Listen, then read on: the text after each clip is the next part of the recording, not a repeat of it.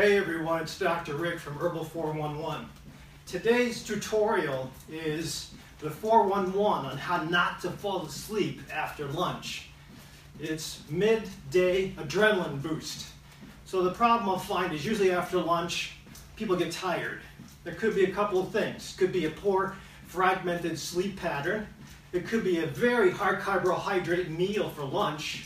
It could also be that you're so stressed out during the first part of your day, you have a cortisol dump. So that's what I call crave crash time. So what we want to do is counterintuitive.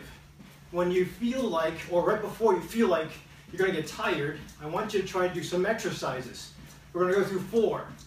I promised 2 patients that we go through 7.5 minutes of something to wake you up. Now you're not going to get a big pump, but you get your heart going, get a little adrenaline going, turn on the adrenals back here, hopefully make it past the crash and crave hour. First thing is this, running in place. Pretend you have a jump rope and you don't need any equipment, just jump around a little bit. Get your heart rate going, makes your ankles work a little bit without straining your knees, because I'm not bending the knees too far, and makes you take advantage of the lung volume. If you've been sitting all day, probably using 1/3 of your lung space. If you do this, get more vital capacity used, get more oxygen, wake up. So what I'd like you to try would be 30 seconds of these 4 each, with about a 30-second rest. 3 sets of these things will put you in about 7.5 minutes. So first is 30 seconds of this jumping in place. If you want to do it, you can vary your steps. You don't have to go very high either. 30 seconds.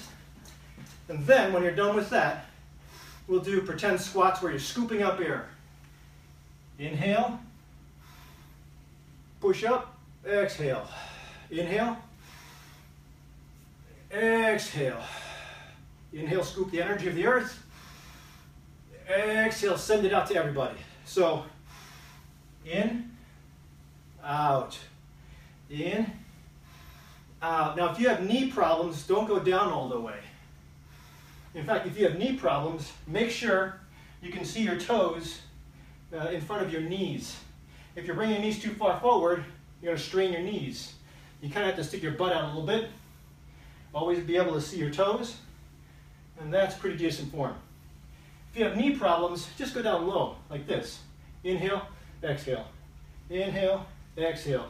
You can still do that martial art or Tai Chi kind of movement where you're taking the energy and pushing it out. So everybody can go super slow or super quick. It's totally up to you. But the objective is coordinating movement and breath. 30 seconds. I promised we wouldn't use any heavy equipment. Here's my equipment. These chairs are pretty stable. Go straight into push-ups. You can do, the more incline you are, the harder they will be. So if you're just beginning, it's okay to just do it really at a moderate or mild incline. If you want to challenge, step back and go even more. So usually when doing push-ups, you go to the point where your elbows are at 90 degrees. That's about there. Some people like to, like with bench pressing, go all the way where the bar is touching the chest. Totally up to you. If you have problems with your shoulders though, don't go too deep. You'll strain the shoulder joint, rotator cuff, biceps tendon. Don't need that. Remember, we're just getting a little adrenaline burst. We're not going for a big pump up. So it's just to get movement going. 30 seconds of this. Now here's the last of the 4 sets, is pull-ups. This is a little tough. So if you have to make sure this is stable and your chairs won't collapse on you and your bar won't break. But usually, if it's hard for you to do, just keep your knees bent. All the way to the ground, come up. You want to try to get to full extension and full flexion. Now, if your chairs are too short, you're not going to be able to go all the way. I keep my hands right at the edges so it acts to prevent the chairs from collapsing in. If you want a challenge, straighten the legs out, go all the way up and all the way down.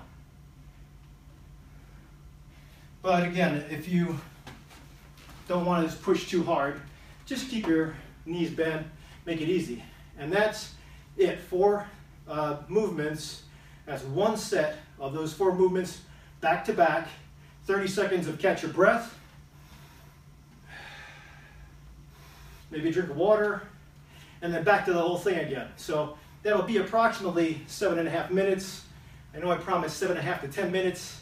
We got to make it easy. So I'm not pushing the envelope, because when people are starting out, it's easy to say this is too much. For you to be gung-ho and say, I'm going to start working out half hour to an hour at a time, lunchtime. The harder the task, the less likely that it will be continued or sustained. So 7.5 minutes is nothing, no excuses. I don't have any heavy equipment. This is all easy, so just get yourself area, make other people watch you, maybe they can join in.